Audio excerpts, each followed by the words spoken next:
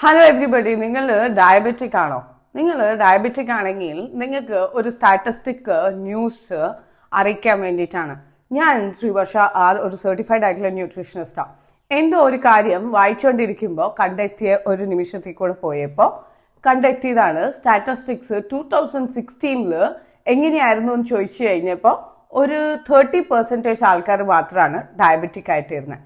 ഇന്നത്തെ കാലഘട്ടത്തിൽ 10 years കഴിഞ്ഞ് നോക്കി കഴിഞ്ഞപ്പോൾ ഇത് ഡെക്കേഡ്സിൽ 50% ഡയബറ്റിക് ആയിട്ടുള്ള ആൾക്കാർ കൂടിക്കൊണ്ടിരിക്കുകയാണ്.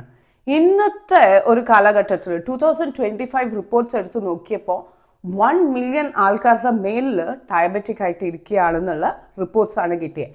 അപ്പോൾ ഇതിനൊരു സൊല്യൂഷൻ ഇല്ലേ?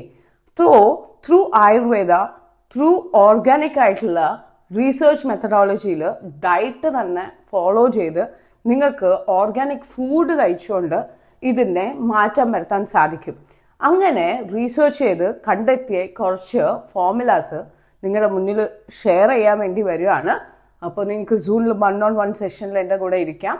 Stay tuned with me. Thank you.